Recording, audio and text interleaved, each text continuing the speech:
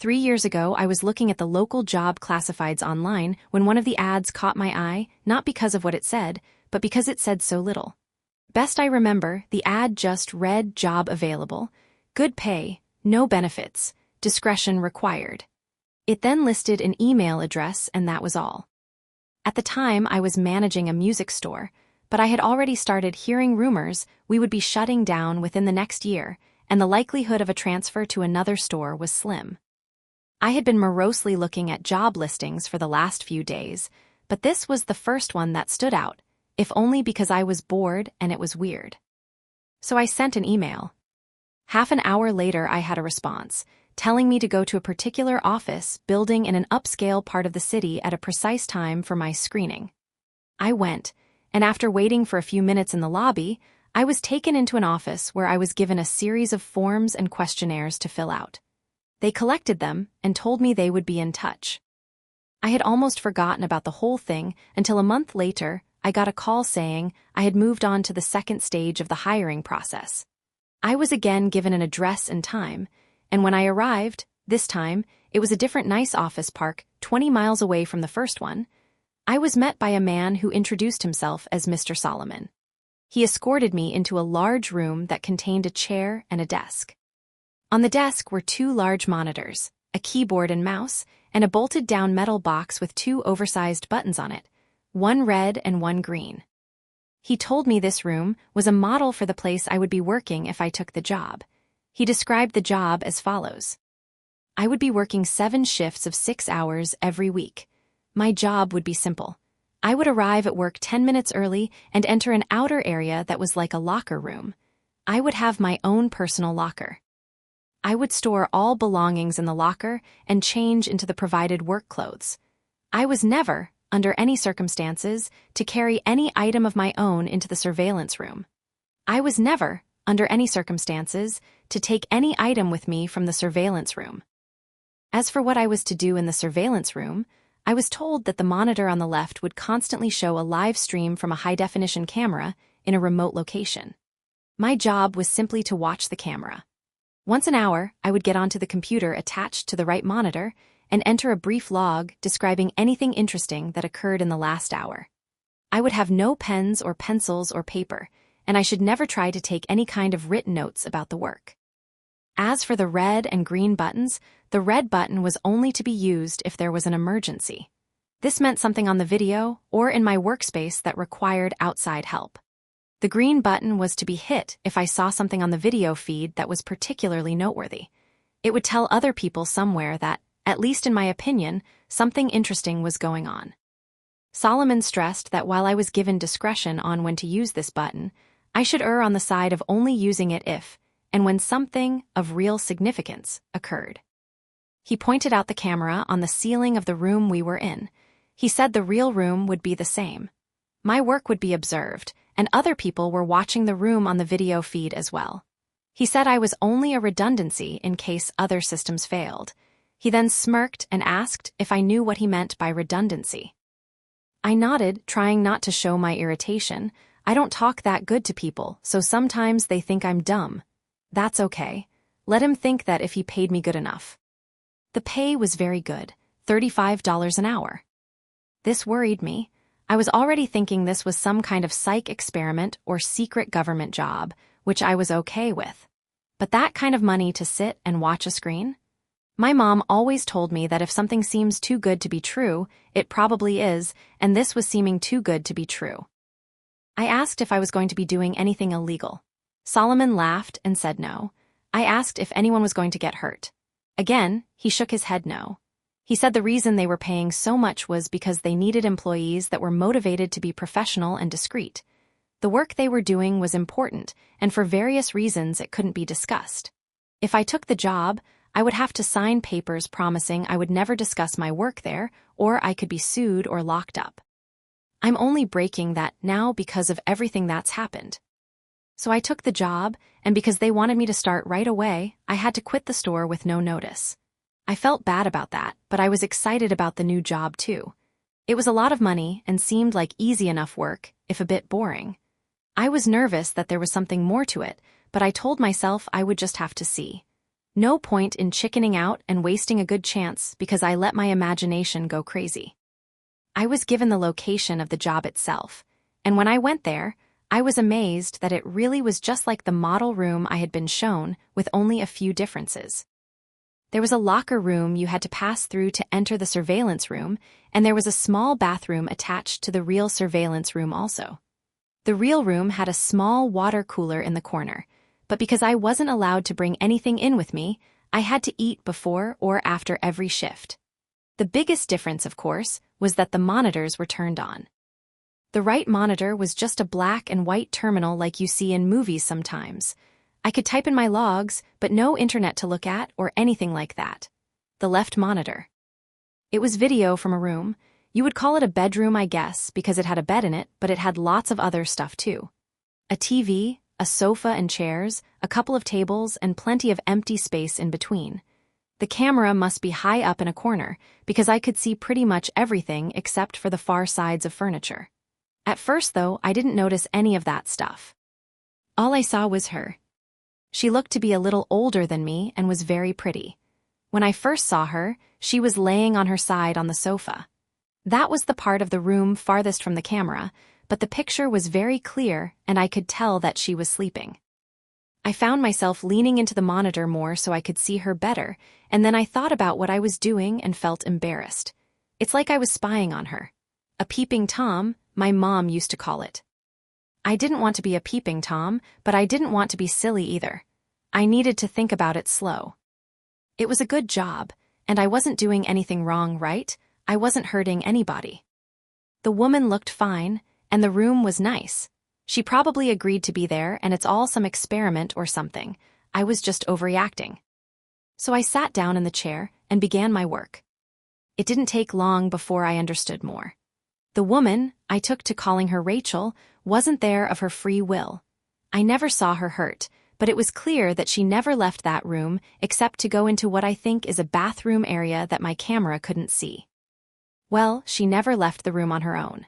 Periodically, usually a couple of times a week during my shifts, men and women in strange-looking outfits would come in and take her from the room. Sometimes she would struggle, but usually she would just go along with her head hung low. They would always bring her back, though the times when she wasn't brought back during my shift were always the worst for me. I would worry about her until I got to work the next day and saw her in the room watching TV or painting. She never looked hurt or even that upset except for when they took her, and even when she fought, they were always gentle with her. Still, I knew something was wrong. I considered quitting the job or hitting the red button and getting someone to come so I could get some answers, or calling the police and showing them what the camera was showing me. Except I was scared. Scared of losing my job and scared of what these people might do to me if I quit or told on them. Solomon had told me when I took the job that part of being discreet was not asking questions. I would never be asked to do more than I had already been told, but I could never tell anyone what I did or saw, and I could never ask questions about what I was doing or why. So I made excuses. It was all an experiment. She was crazy or sick and they were trying to help her. She was doing a job just like I was, or if she really was a prisoner somewhere, at least I was watching to make sure that she was okay. If they ever tried to hurt her, or I saw that she really didn't want to be there for sure, I could get help then. In a way, I told myself, I was helping to protect her by watching. I don't expect you to think much of my excuses. I don't think much of them myself, especially now. But in my defense, when things changed, I didn't ignore it or try to explain it away. I knew something had to be done. Rachel would usually paint for an hour or two every day, and it seemed to always be during my afternoon shifts. The room had no windows as far as I could tell, but I guess she either used a clock or her own body's time to keep to a kind of schedule. I always liked to watch her paint. The thing she was painting was always facing the wrong way for me to see it, but I could see her face as she worked.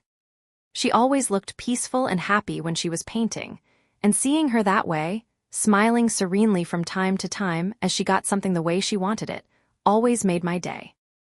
I first noticed something was wrong when she started painting more frequently a few weeks ago. Her expression was more focused and serious, and there was a tension to her movements that I wasn't used to seeing. At first, I thought she was just really trying to work hard on something, and I wanted to tell her not to worry. Every few weeks, the others would come in and take the old paintings out anyway, bringing in a new stack of, I think the word is canvas. But it was more than her being focused. Something was wrong. She didn't look happy, and she was going for hours at a time. In the span of 3 days, she had finished 4 paintings.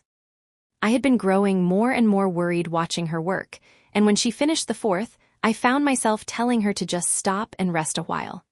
I had grown accustomed to talking to the monitor, talking to her in my own way. But she didn't stop. Instead, she began moving the paintings, arranging them on the back and seat of the long sofa at the far end of the room. This was the first time I had gotten to see any of the paintings. Even when the others were taking them out, they always seemed to be turned away from the camera.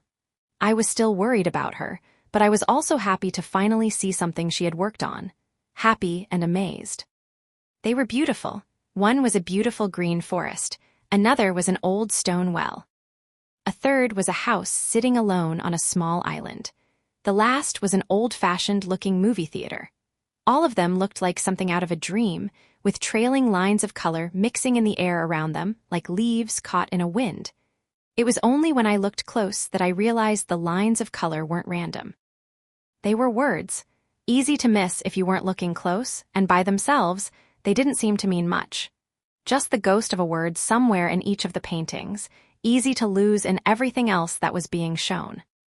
I leaned into the monitor and squinted, trying to read the words.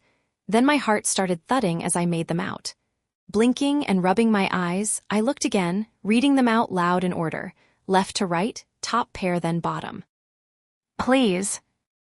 Help. Me. Thomas. I pushed back from the monitor, my hand over my mouth. I didn't know what to do. I didn't know how any of this could be happening. It wasn't just that she was asking for help, though that was a big part of it. I thought about the camera above me and took my hand away from my face. I rolled back to the desk and sat there, trying to stop from shaking, trying to make myself take a breath. Think about it slow. The first thing was, should I hit a button? The red button was for an emergency. If she was a prisoner or something, and she was trying to escape, they might think that was an emergency. But no one had been hurt that I knew of. And I think Mr. Solomon meant save that for something that was like a police or ambulance emergency, not something like this. But what about the green button? This was definitely something noteworthy. Not only that she was asking for help, but that she was asking me for help. I made myself stop for a moment.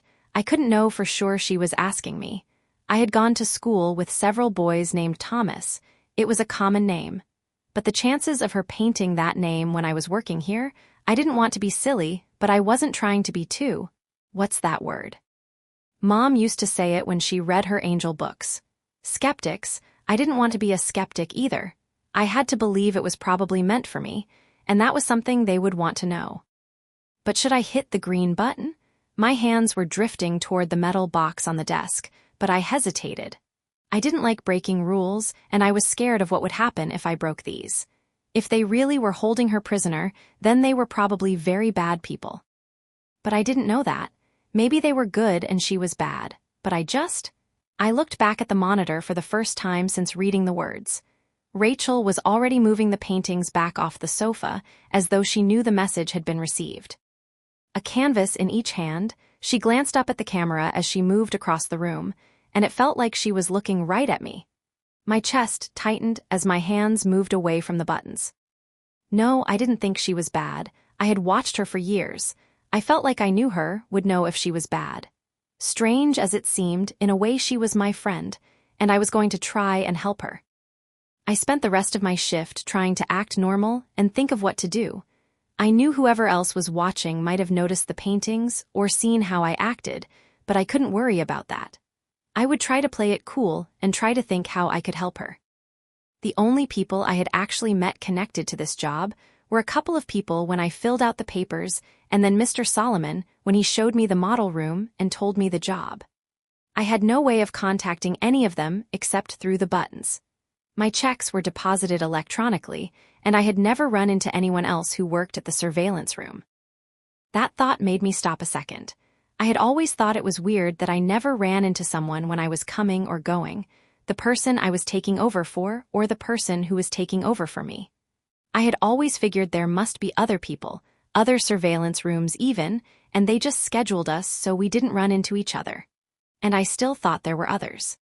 Part of why I thought that was because it seemed like I wasn't the only person who used my surveillance room. The water cooler, the toilet paper, the soap, they all seemed to go down faster than I think I was using it by myself. If that was true, maybe I could figure out who they were, and maybe they would be safer to talk to than whoever it was that I worked for. I got off work at 8 that night, and instead of grabbing some food and going home, I drove my car around the block and then parked down the street from the building where I worked. Nothing had changed while I drove around for a minute. No new cars had parked or anything, and if I was right, they didn't send anyone to replace me until they were sure I was gone anyhow. So I sat and waited. I was tired and the street was pretty empty and boring, but I was too excited and scared to fall asleep. Every time a car passed or someone walked down the sidewalk, I tensed. I kept imagining a SUV or van pulling up behind me. Men getting out and pulling me from my car, taking me somewhere like where they had Rachel to kill or torture me. Half a dozen times I almost cranked up and drove away, but every time I would think of her alone in that room. She had no one but me to help her, and I had to try. 2 hours later, a fat, balding man parked and started heading for the building. As soon as I saw he was able to unlock the door and enter, I opened my car door to go talk to him. Then I stopped. I needed to be smart. I didn't know where they were, but I was sure there were hidden cameras in the locker room and outside the building. If I go running in there and confront that guy, they'll know for sure that I'm up to something. Sighing with frustration, I shut the door back and waited until his shift was over. I considered tailing him like in the movies, but I was scared I would just lose him or he would call someone for help. So I waited until he was walking back to his car after a 6-hour shift, hopefully far enough away that the cameras wouldn't see. And then I met the man I came to know as Charles Jeffries. Hey man, can I talk to you for a minute? His back was to me, and he just waved his hand absently without looking up. Sorry, I don't have any money, have a good. He froze as he glanced back at me while talking. Oh God, no, you need to get out of here, kid. We aren't allowed to talk.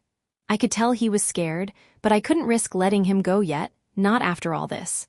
I stepped up and pushed the door back shut as he was trying to get into his car.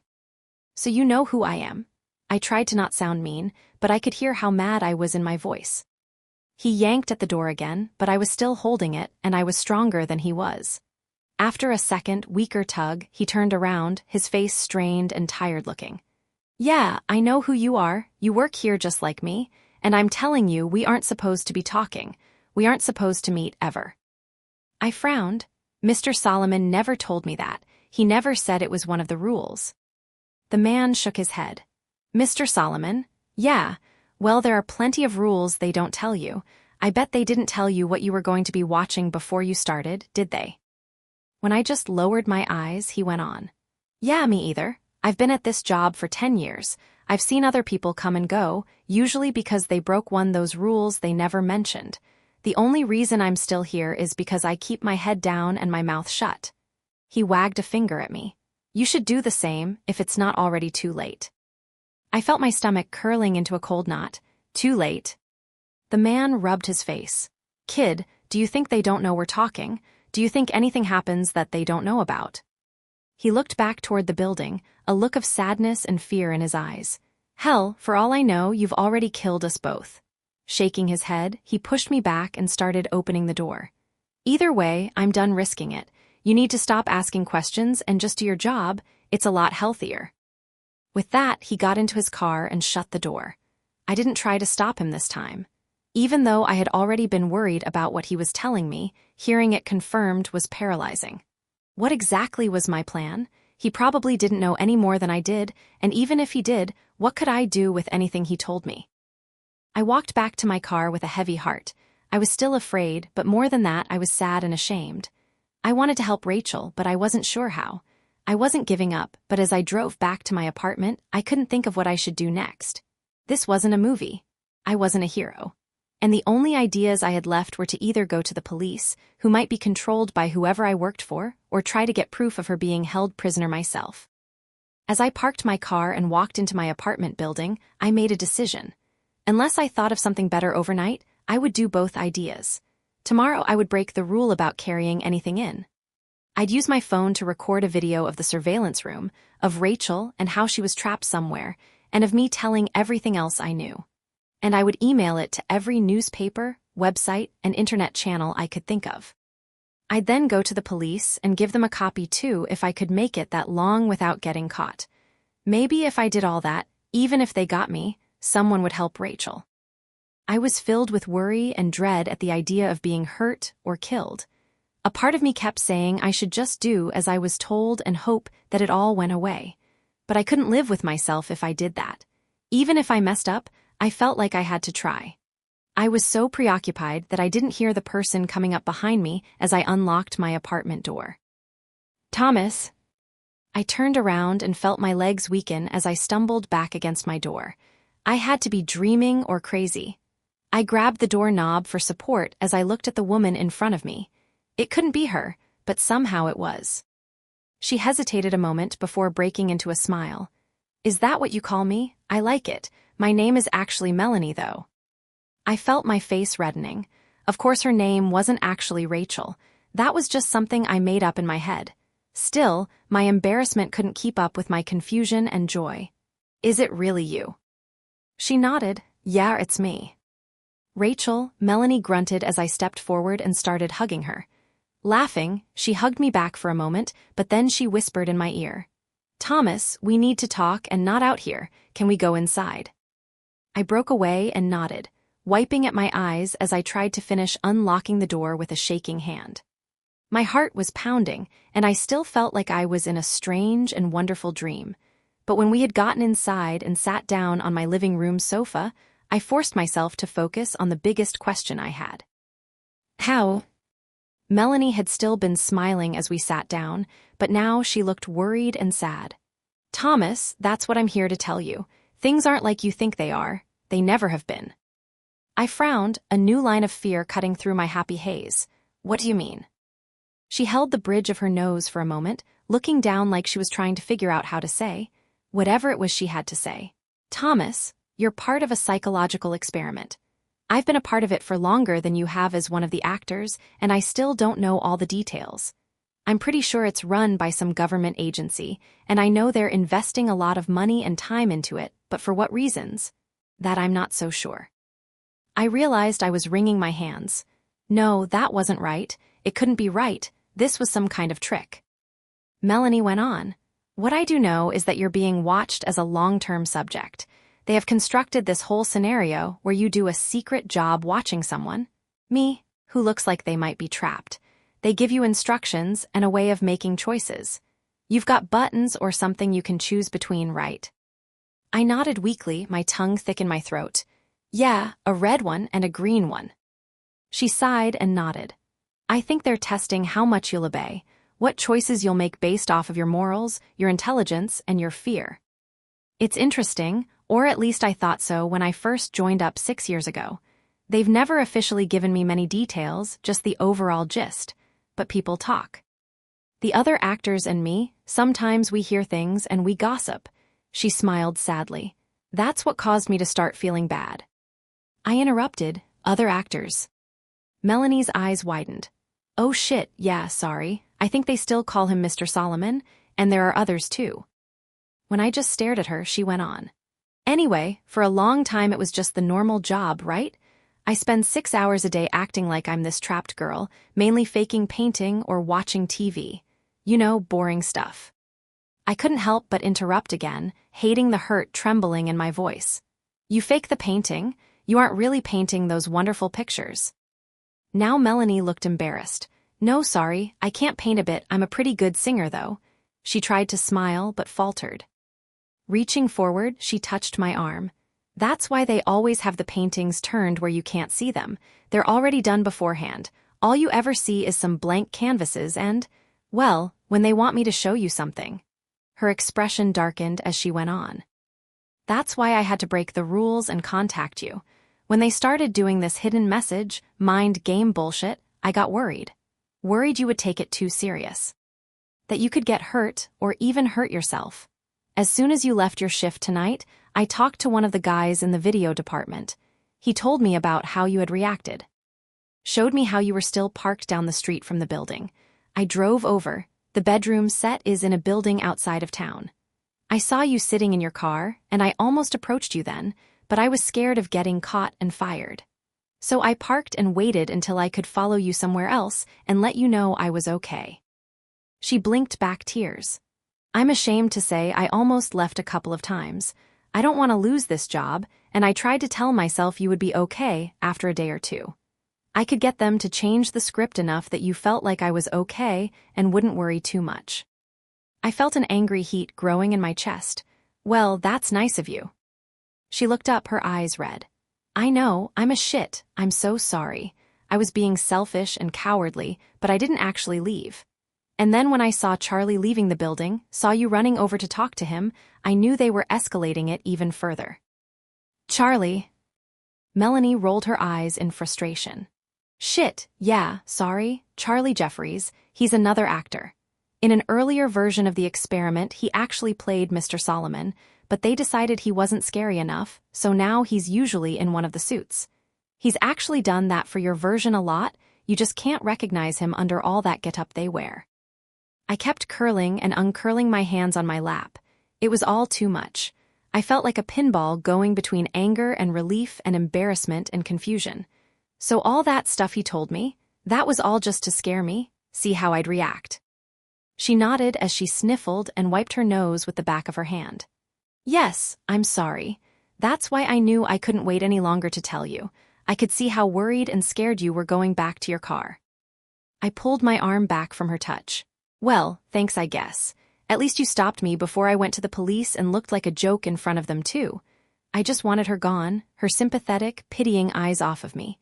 Thanks for stopping by and letting me in on it. I tried to make my voice sound hard and unfeeling, but it came out watery instead. Standing up, I turned away from her so she couldn't see as I started to cry. If you don't mind, I need time to think about everything. It's a lot. A moment passed and then her hand was on my shoulder. Thomas, you don't have anything to be embarrassed about. They are very good at what they do. All you did was what you thought was right. Because you're a good man, I shrugged. I thought that you were in trouble, and I wanted to help. She gently turned me toward her, and when I looked up, she smiled and sniffed again. I know, but you need to realize most people wouldn't have tried to help. Not when it meant giving up their job or risking themselves like that. Not for a stranger. I wiped at my face as I looked away. Well, I still feel dumb, but I'm glad it's not real. I'm glad you're okay. That we both are. I paused and caught her eye again. We are, aren't we? Safe, I mean. She hesitated before nodding. Yeah, I think so. Like I said, they have a lot invested in whatever this is, and the fact that they're willing to go as far as they have with you makes me wonder. But I've never seen any signs of anyone getting hurt. I think the worst that could happen is one or both of us gets fired. I felt my face getting red again. Oh, don't worry about that. I'm going to quit tomorrow. I'll finally get to hit their damn buttons, maybe both of them. I started to smile, but then I saw the look on Melanie's face. Thomas, please don't do that. I don't think they would hurt us, but if you up and quit, they'll figure out I've talked to you.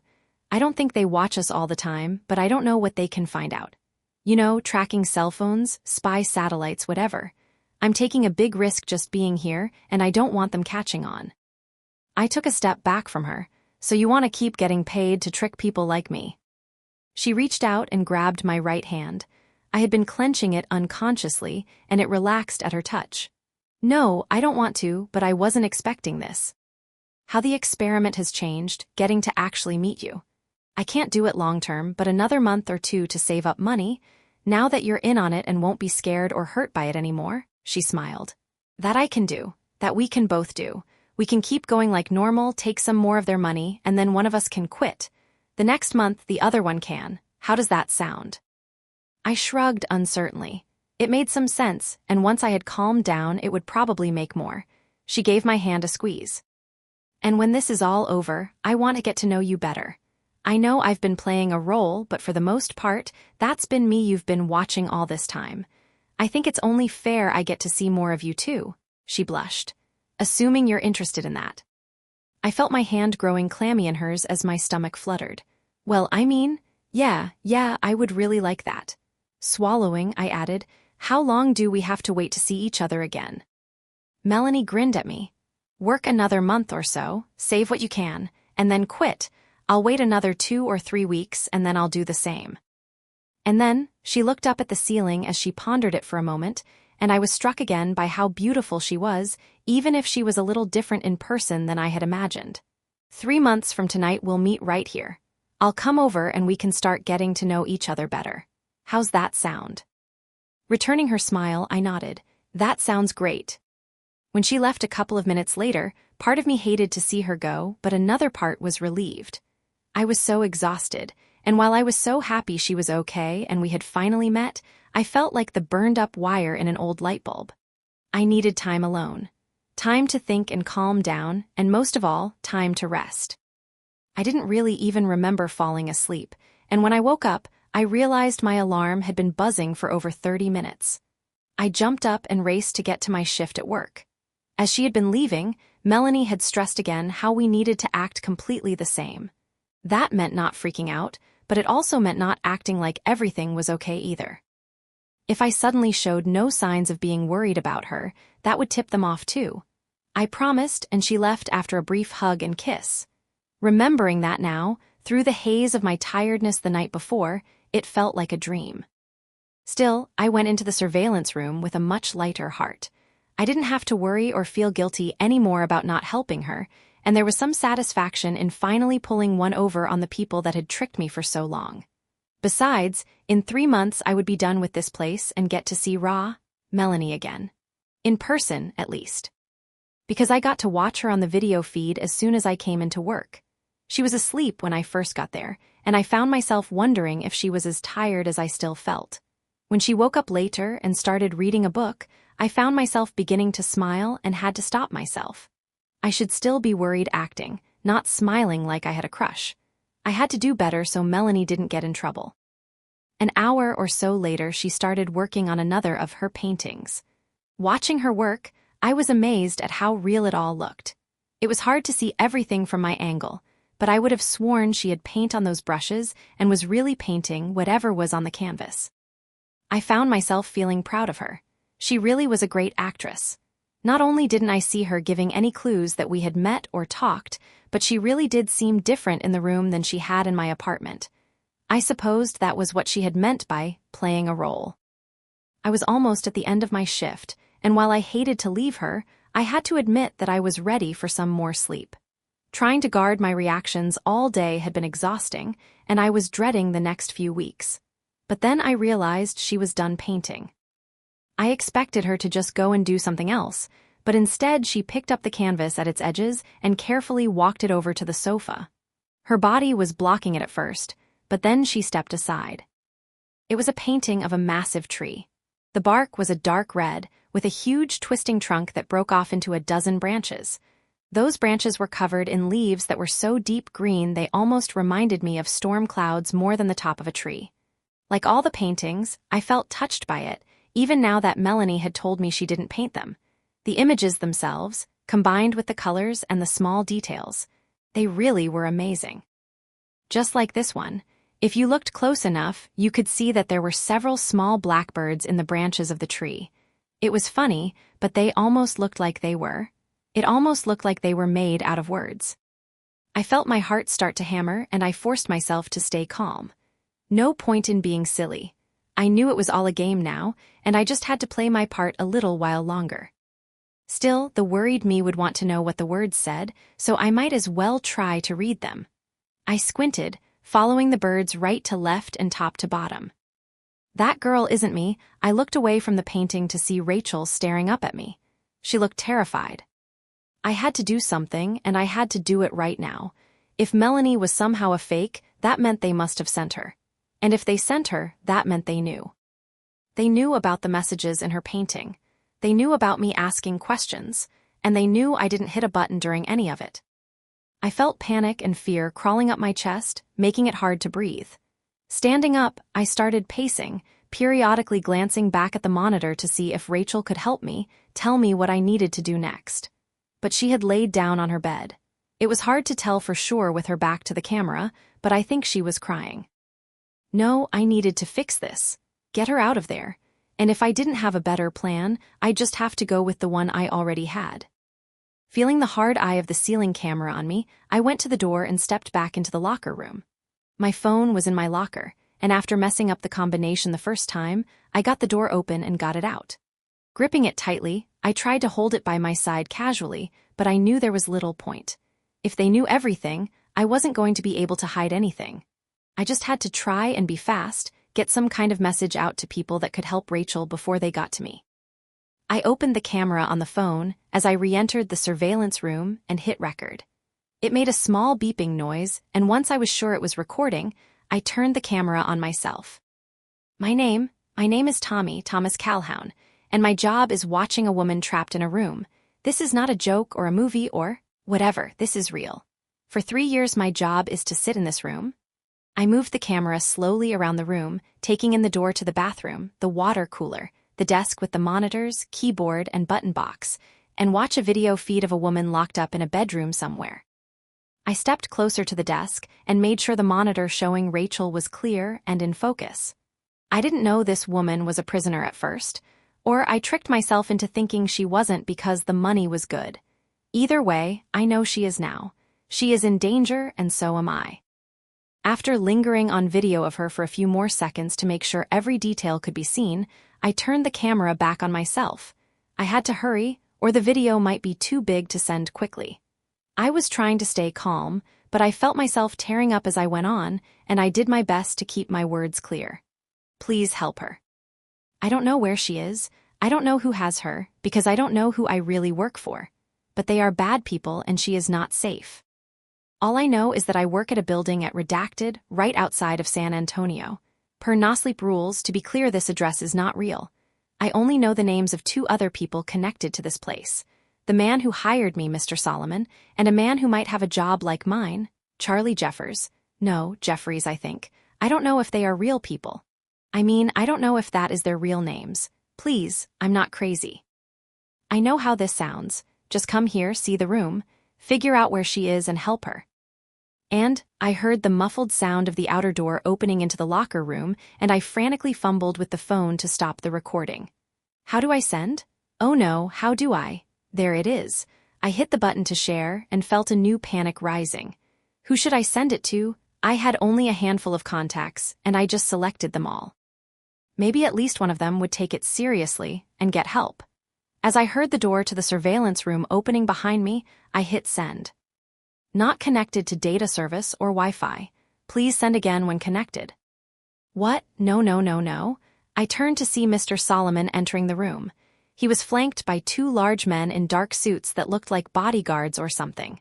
Raising a finger, he wagged it at me. No service in here, Thomas.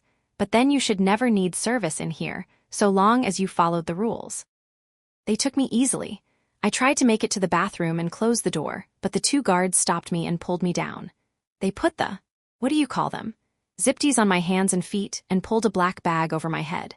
Then I was being carried out of the room, and it felt like they must have put me in the back of a van that was pulled right up to the building.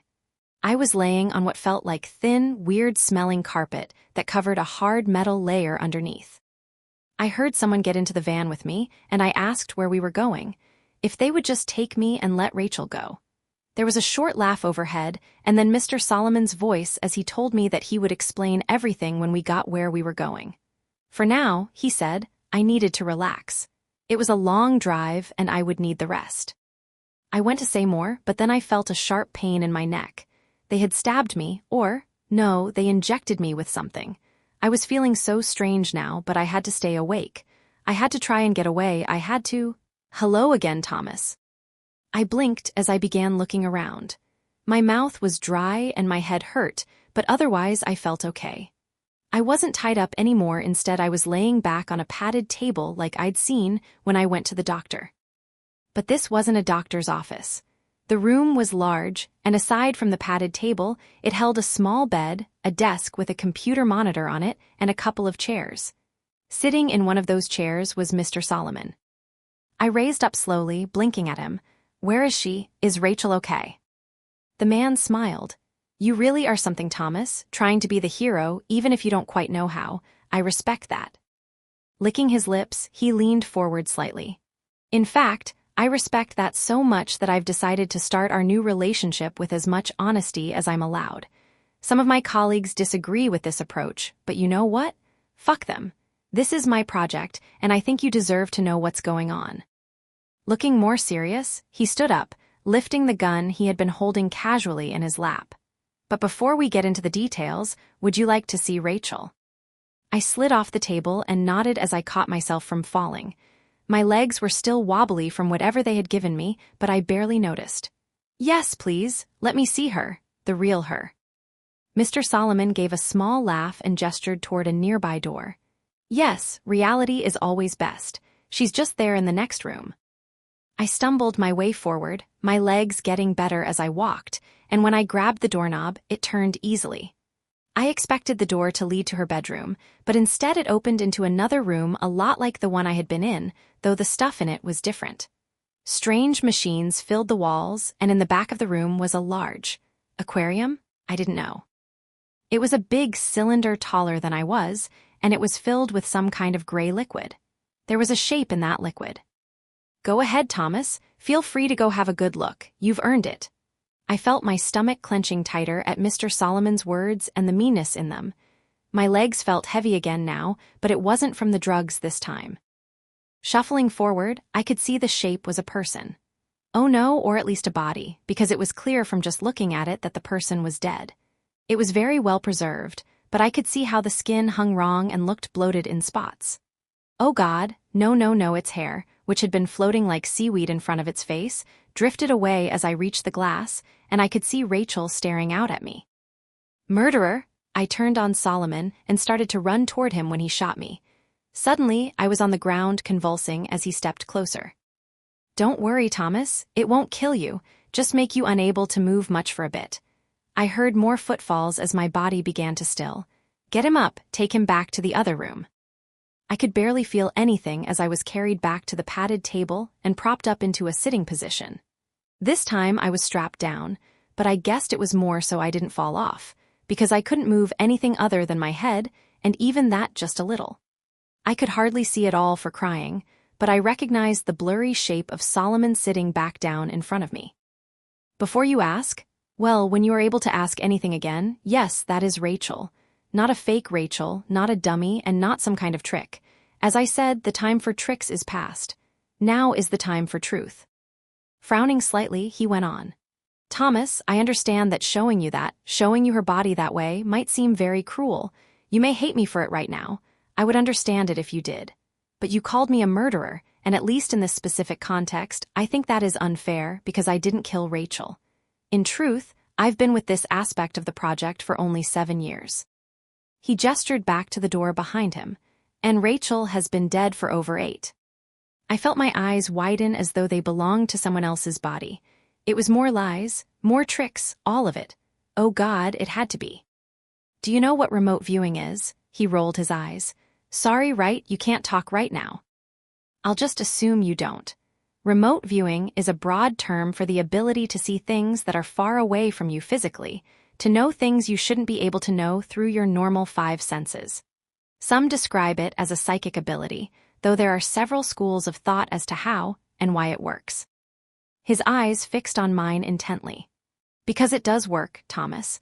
Various governments and private organizations have studied it for a very long time, and while publicly it is always ridiculed as pseudoscience and foolish superstition, the reality is that some people have the innate ability. That means it comes naturally, to somehow see other places. Rachel was one of those people.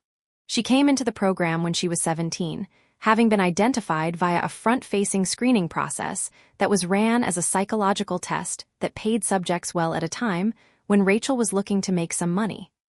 3 months after being identified as a good candidate, she was taken, and after the initial adjustment period, she became a largely compliant asset that quickly rose to the top of our talent pool. Solomon folded his hands on his knee. I know you cared for her, Thomas, so I think this is worth sharing. Rachel was never treated badly, other than her confinement and the occasional test that was mildly unpleasant. No, we all treasured her. She was enormously talented, not just as a remote viewer but as an artist. That's how she would convey what she saw, you understand. She would enter into an almost trance-like state when she painted, and when she was done, she would have given us a painting of images and words that provided. Well, it was very valuable information. He chuckled. If you ever wondered, that's why there was always such care that the paintings were never shown to the camera. Picking at his pants, he went on. Rachel was so talented that she was selected for a new program that we thought might greatly enhance or alter her ability. We introduced something foreign into her body. At first, nothing seemed to change. If anything, the accuracy of her remote viewing was declining, which was a problem for us and for her. But then we realized that we were reading the new paintings wrong. She was able to see more clearly than ever. She just was no longer bound to only current events. Now her sight transcended time. He paused, and I realized he was enjoying telling the story. The bastard was having a good time, pausing to make it more dramatic. I would fucking kill him. While this made some of her paintings less immediately useful, they became much more valuable as we were able to decipher them. For a time, it looked as though everything was working better than we had ever hoped. His lips thinned, and then, one day, she showed a painting to the camera. It said, "Please help me, Thomas." This immediately sent up all kinds of red flags. She knew not to show paintings to the camera, and now she was trying to communicate with someone. We didn't disrupt her routine, but an intensive investigation began into who she was talking to. Was it one of her handlers? One of the technicians, someone from her past life, but nothing checked out. Leaning back in his chair, a look of pride grew on Solomon's face as he continued. I was the one that first suggested the idea that she was, intentionally or not, knowingly or not, seeing and talking to someone in the future. I was still an outside consultant at the time, but by that point we had more strange behaviors from her, including the second message painting. That girl isn't me. My theory made some sense, but it very quickly ran into a greater obstacle. The introduction of the foreign material had not been as seamless as we had hoped, despite her having been stable for almost 3 years since it was implanted. Whether it was due to her increasing emotional upset and stress, or simply the passage of time, she suddenly began to deteriorate. Her work became more erratic and hard to understand as her body began to decline. We were monitoring her health closely, but it didn't matter. 5 days after she painted, That Girl Isn't Me, she suddenly went into cardiac arrest and died.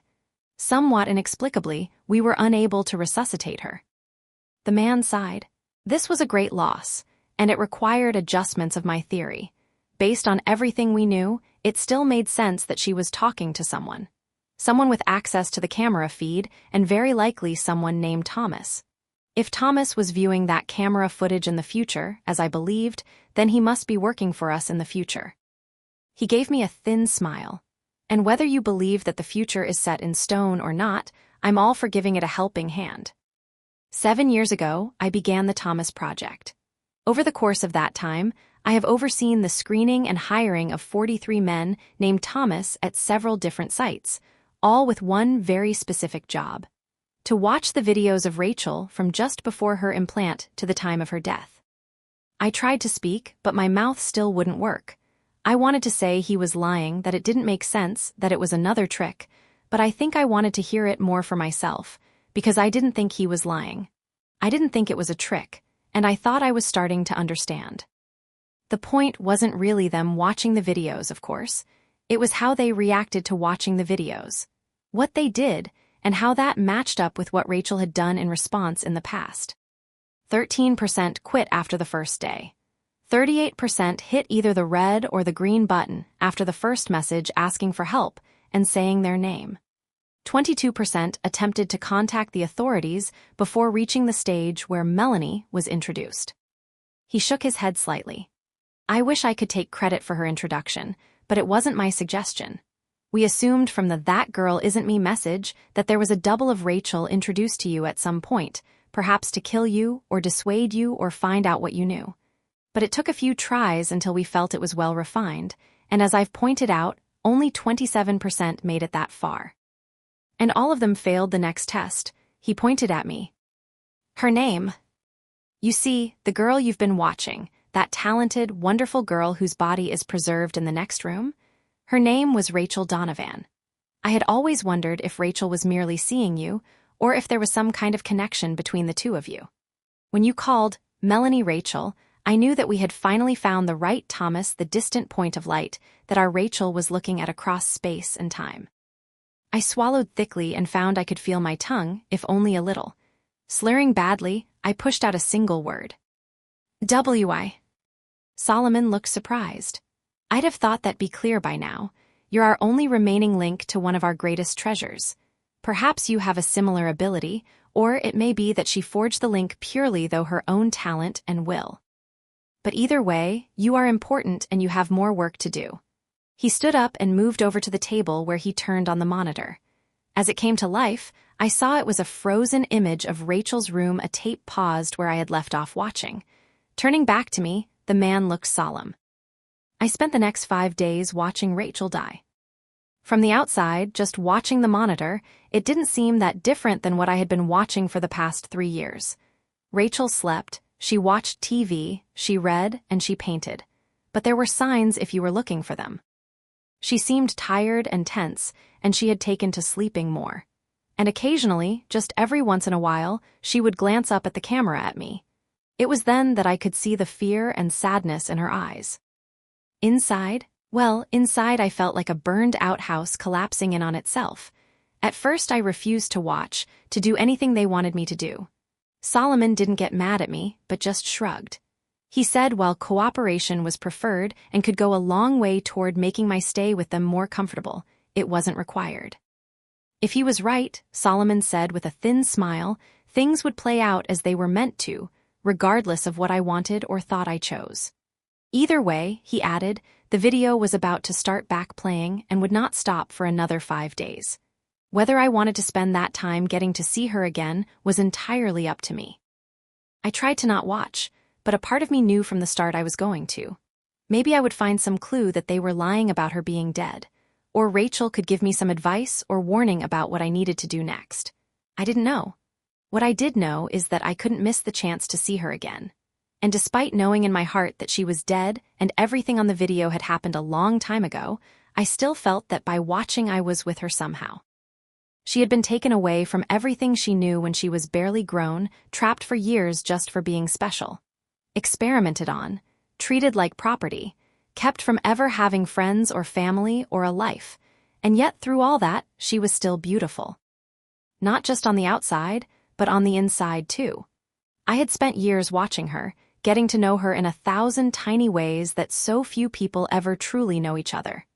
I had seen her kindness and grace in her actions, even when she was fighting against the people holding her. I had watched her strength when she woke up day after day in her prison and never gave up. And I saw the beauty of her soul in her paintings, full of swirling colors and, what was the word? Wonder. She was able to paint these things she saw with such care and love, despite living in a world that had abandoned her so completely. Well, I wasn't abandoning her. I would watch every bit of the video I could manage, try to burn into my memory every frame of her I saw, not for them and their stupid project, but for me and for her. I may not have much left to do in my life before they lock me away somewhere or kill me, but I could do this one last thing. Rachel wouldn't die alone. I watched nearly all of it, stopping only to eat quickly and use the bathroom until the last 2 days. I would ask the guards to pause it, but they would only shake their heads and say Solomon said it had to play normally until it was finished. By the 4th day, I was in a stupor. I had already dozed some the first 3 days, but when I woke up on the 4th day, I could tell a few hours had passed. There were 2 trays of food on the bed, one breakfast and another lunch. I looked back at the screen in a panic, worrying I had missed something, but Rachel seemed to be just waking up too. I noticed her putting her hand to her stomach as she got out of bed and felt my own stomach twist. She was already hurting. Rachel glanced at the camera and tried to smile before moving to set up a new canvas for painting. This was the second of 3 paintings she did in those last days. The first had been the inside of an old-fashioned movie theater from the viewpoint of someone sitting in a back row. On the movie screen was just the image of a sledgehammer propped against a brick wall. I didn't understand what it meant, and I found myself scanning the picture for some message or other clue. Eventually, I found what might be one, though I didn't understand it either. Rachel must have come to understand they knew what she was doing with the paintings and didn't want to stop her, because these last 3 she set up much closer to the camera. I was still squinting and studying the painting closely when I realized the flipped-up seats in the next row up had brass number plates along the front edge of the seats. Though they were upside down from the viewpoint of the painting, the angle was good enough that once I noticed them, I was able to read them. 243-26-89. I didn't understand any of it, but I committed it all to memory, focusing all my attention on the painting until she finally took it away. Even that early on I could tell painting was taking a lot out of her now, and like I had for so long, I found myself talking to her, telling her to go rest before I remembered her body in the next room. I almost stopped then, but no. Maybe she couldn't tell I was talking to her, or maybe she could. Either way, me talking to her couldn't hurt, and it made me feel a little less lonely and sad as I watched her. The second painting, the one she started after I woke up from falling asleep for a few hours, was stranger than the rest. It looked like it was in a room with curved walls made of tree roots, and in the center of the room was a little table made out of the same stuff. Some of the roots around the room were a deep red, but other parts, including the table thing, looked burned and black. I looked closer and saw that I could see a person's shadow over the table, hands holding some long oval-shaped bundle. I studied it for a long time, going over it again and again in my mind after she took it away. I couldn't make sense of it, of any of it. I wasn't smart enough and I was failing her. Rachel slept for a long time after that painting.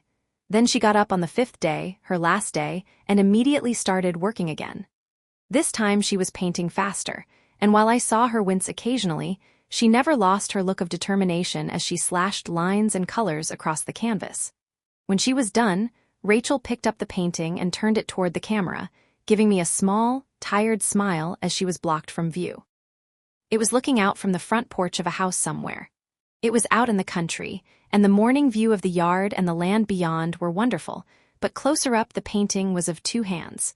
Holding onto each other tightly, their interlocked fingers seemed to glow red and orange in the light of the rising sun. I found myself crying as I looked at it. Part of it was because I didn't know what it meant, and I felt a growing sense of desperation at the thought that Rachel's last works might be wasted on me.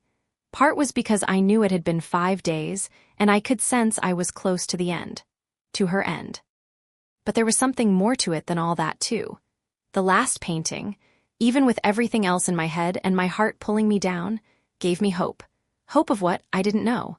But I started to think that maybe the only message Rachel had for me in that last painting was that somehow, somewhere, everything would be okay. Outside the edge of the painting, I could see motion in the room. People hurriedly coming in with some kind of medical equipment, and then the monitor went black. "You've done well, Thomas. Very, very well." For the last 5 days of video, we had charted 1,047 microvariations in Rachel's behavior that we believed might correspond to your behavior, your reactions, and your emotional states while watching the video. Like before, the 2 of you remained in sync as though you were in the same room. It really is remarkable. I sat staring at Solomon. I listened to what he said, but I didn't care. I just wanted it over. Whatever this was, I just wanted it over. Clearing his throat, he went on. "That's why we've decided to move the implant from Rachel's body to your own. That's one of the many reasons we've preserved her so. The foreign body was still showing signs of life all this time, but just barely, and we were afraid to attempt removal. Our hope is that, given your connection to Rachel, it will accept you. Perhaps even thrive in you more than it ever did our girl." I was suddenly on my feet, and it was only the raising of Solomon's gun that stopped me from attacking him. "Don't you fucking talk about her like that. Like any of you gave a shit about her. I'll fucking kill you." Solomon's face darkened slightly as his lips thinned. "No, you won't. But if idle threats make you feel better, go ahead. It will only make things harder, not easier." Feeling a stab of panicked fear, I sat back down. "What is this thing you're going to put in me?" The man looked at me for several seconds before responding. "I'm tempted not to tell you after your stupid, and frankly, hurtful outburst, but I'll be the bigger person." Letting out a small sigh, he went on. "Thomas, somewhere there is a tree, a very special tree. We suspect it is the same tree that Rachel painted for you that time, though we cannot say for sure, as we have never been able to find it. It is either hidden away very well or it is able to hide itself from those it wishes. I just looked at him, trying to kill him by just wanting it to be so. In any case, we have the next best thing, an ancient clipping from the tree, secured at great cost and sacrifice, and studied for a long time without much success. We have, however, in recent years been given advice that this clipping could be grown in the right soil.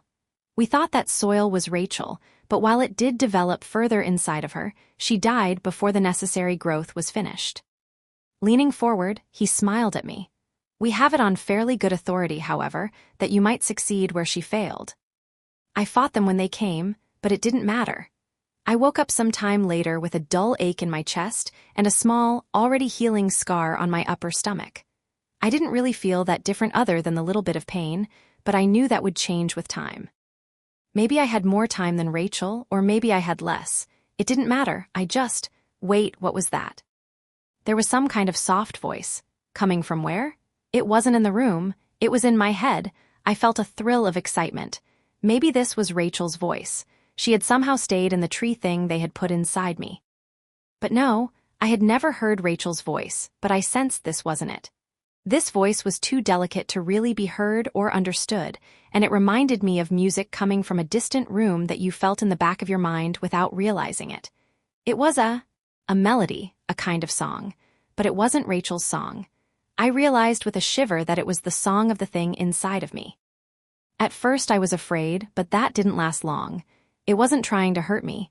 It was trapped here just like I was. But it started to sing. It was time for us to be free. I stood up and walked to the door, and as I did so, the lights went out. The door in front of me clicked, and when I reached out and turned the knob in the dark, it opened easily. How was this possible? And if it could do this, why hadn't it helped Rachel get out?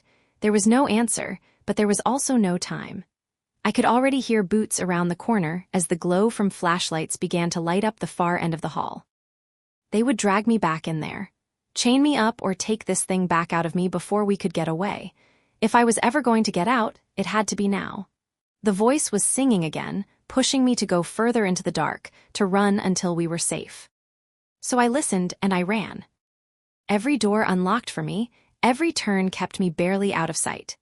The people looking for me were barking orders over a radio, asking someone what was the holdup on the generator kicking on. Whatever the response, the hallways stayed dark as I drifted through them, blind but not falling, lost but not being found. When I reached the final door, I opened it into a bright afternoon. My lungs burned a little at the first fresh, unrecycled air I had breathed in a week. Blinking, I waited for the voice to tell me where to go, but it had fallen silent. I closed the door as panic began to rise in my chest. All this and I would get caught because I didn't know where to go. I was outside a plain brown building in the middle of nowhere. There was a road going off to the right, and to the left there was Rachel's forest, from her first painting to me. I knew it was the same forest immediately, and not just because of it matching the painting so closely. I had some strange sense that felt like a kind of magnetism, or how birds know which way to fly. Looking around for a second, I felt like I was being pulled when I looked again at those woods. This was right. Somehow, I knew this was the way I needed to go. So I went.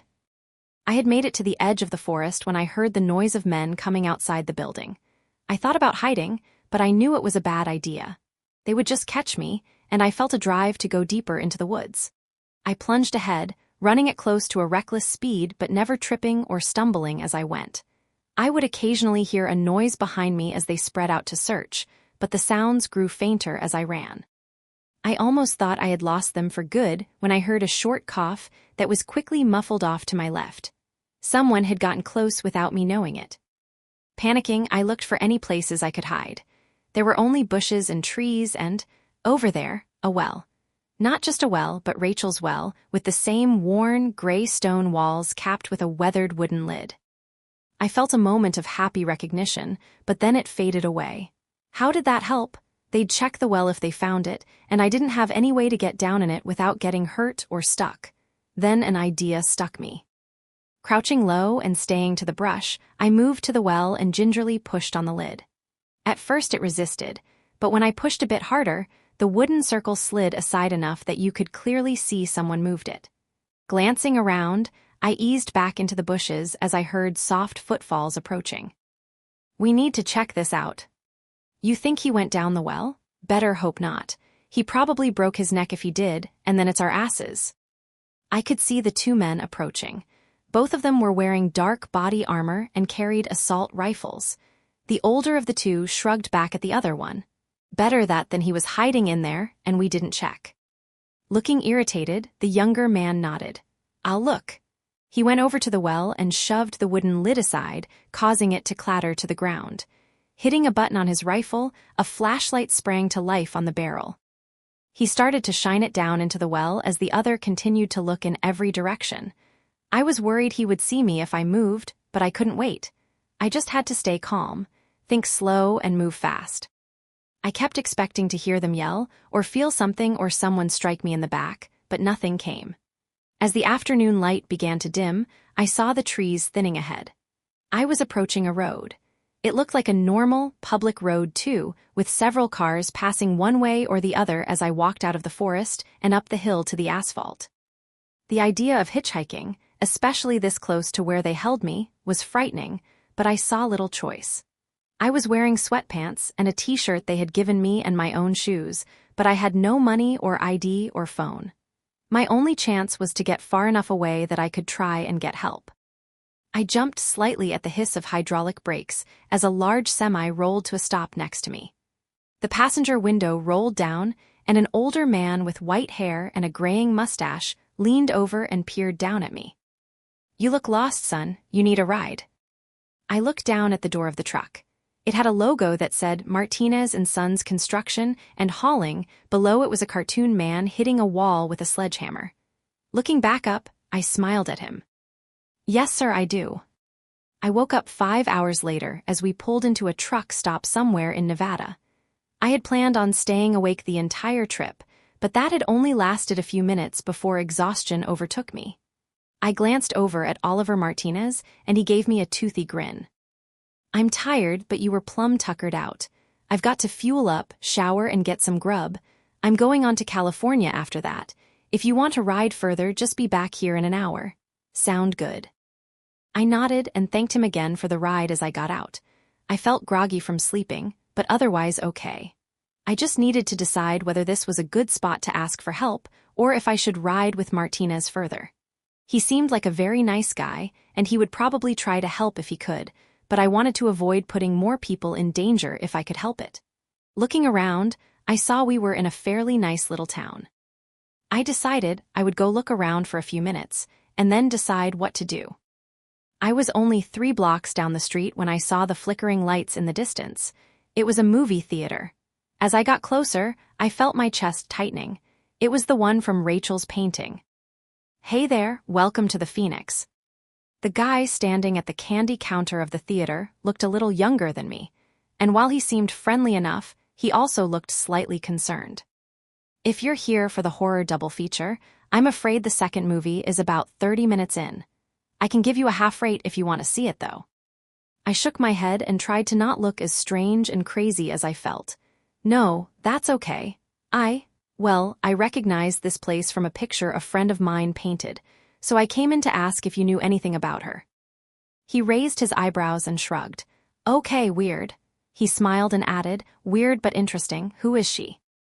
I swallowed. Her name is, it was Rachel Donovan. I expected him to look surprised or excited or angry, but I could see right away the name meant nothing to him. Shaking his head, he shrugged again. Sorry, that doesn't ring a bell.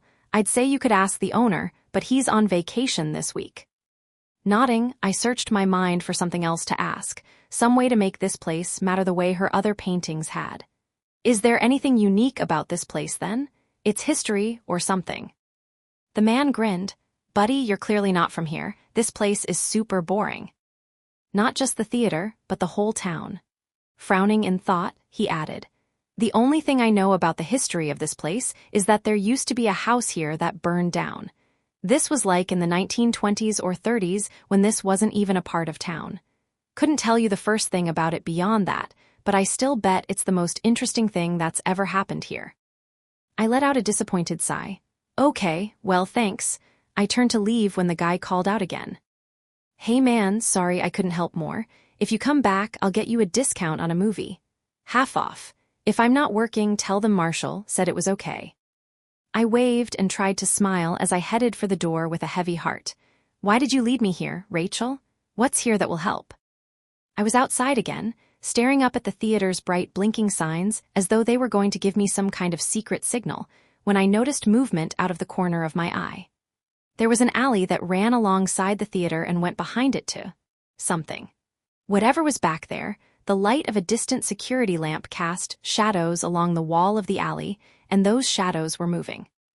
Instead of feeling afraid, I felt excited as I started down the alley. Rachel had led me here, and I just had to trust that there was a reason for it.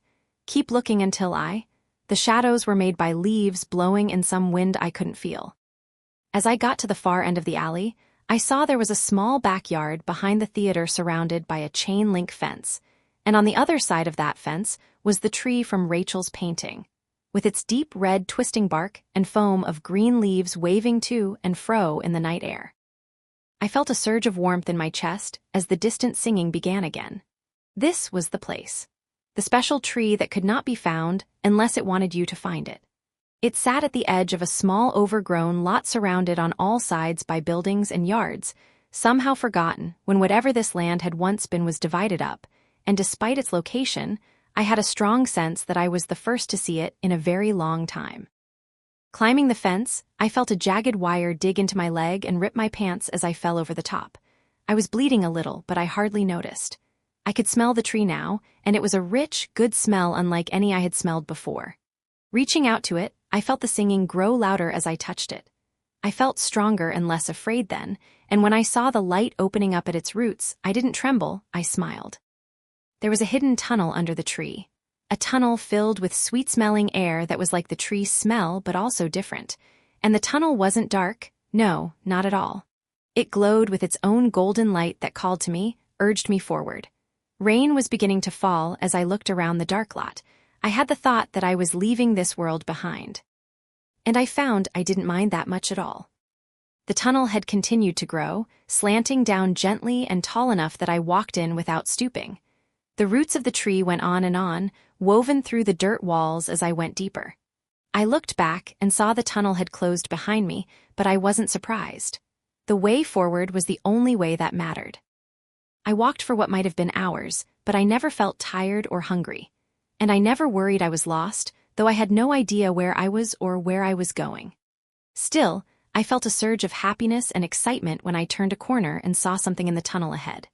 As I got closer, I realized it was a brick wall, but just as I began to think I had found a dead end, the wall faded away, revealing a dark room.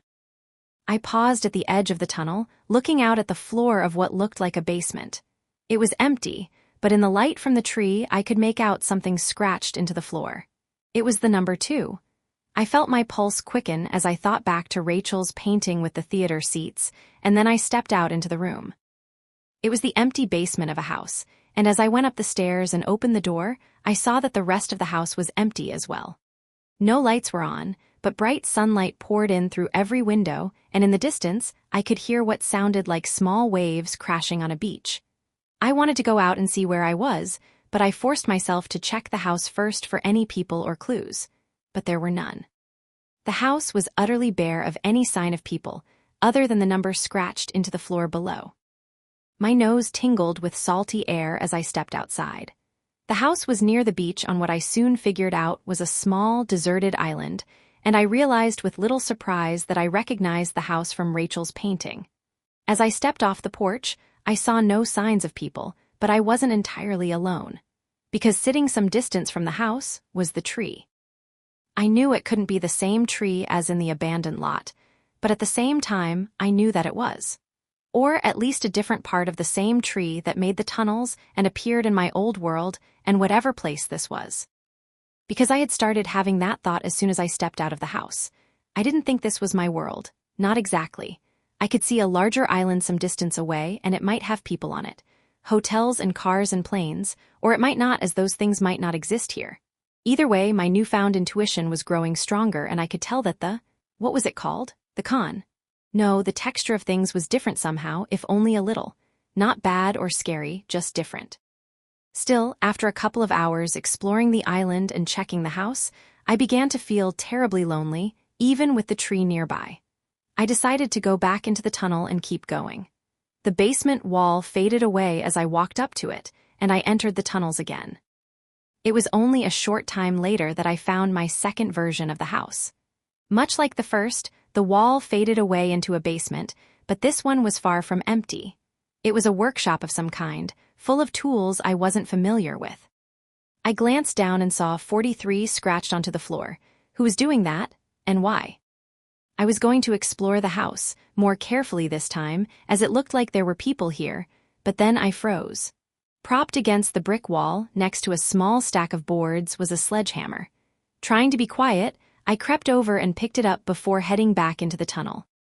When I was little, before Daddy died, he had loved to hunt.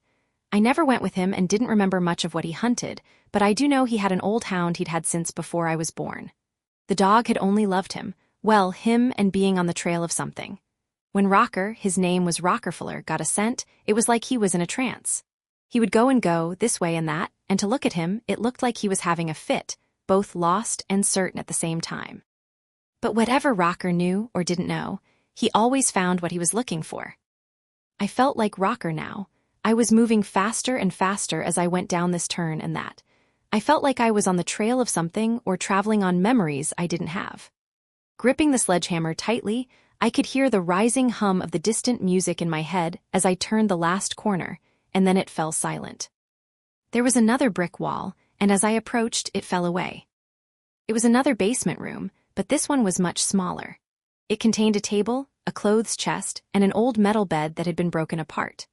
At the far brick wall, a woman was using one of the metal legs from the bed to attack the wall and whatever lay behind it.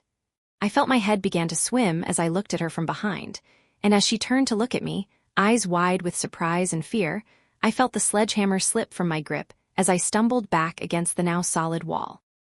I could barely breathe at all, but I managed to get out a single word. "Rachel." The woman looked at me, her expression less fearful but still guarded. She had the bed leg partially raised in warning. It was her, but it wasn't, much like the tree on the island. This Rachel looked a few years older, and while she looked stressed and confused at the moment, her eyes didn't seem weighted down by the same quiet sadness I had come to recognize watching the other Rachel for all that time. Still, I didn't know how to answer her question and not sound creepy or crazy. I stared at her for a second, floundering, when she asked another. "You came out of the tree tunnel, right?" I nodded, grateful for something I could answer easily. "Studying me," she said. "Where did you come from, before the tunnel, I mean?" I flushed as I tried to think of the right words. Well, I came from Texas. Originally, I mean." She grinned at me for a second before catching herself and trying to look serious again. "Yeah, okay, but do you know how the tree works? How did you find out about the tunnel? How did you get here?" Sighing, I rubbed my head and just started into it. "Look, I know this will sound crazy, but I had a job watching a woman trapped in a room, and that woman was you, or another version of you, and she asked me for help. And I couldn't help her, and then they took me. And I found out she had been dead for a long time but could see me in the future, and then they put something from the tree in me that had been in her that killed her, and then I escaped, and then I figured out where to go to find the tree from things she had painted, and I somehow knew how to go in the tunnels to find different spots. And I'm pretty sure the tunnels lead to different worlds, and I got this sledgehammer and then I..." "Hold up. Goddamn. Take a breath. You're going to pass out." She was smiling again, and this time she didn't try to hide it. She looked over what was left of the bed to where the sledgehammer was laying on the floor. "And did you say sledgehammer?" "Whack, so yeah, I believe you." "Whack, I've been in those tunnels too. My ex-boyfriend tricked me into moving here so he could tie me to the tree in his place." "Whack, well, not tie me to the tree literally. Take his place as, what, the tree's buddy or something? I don't really know.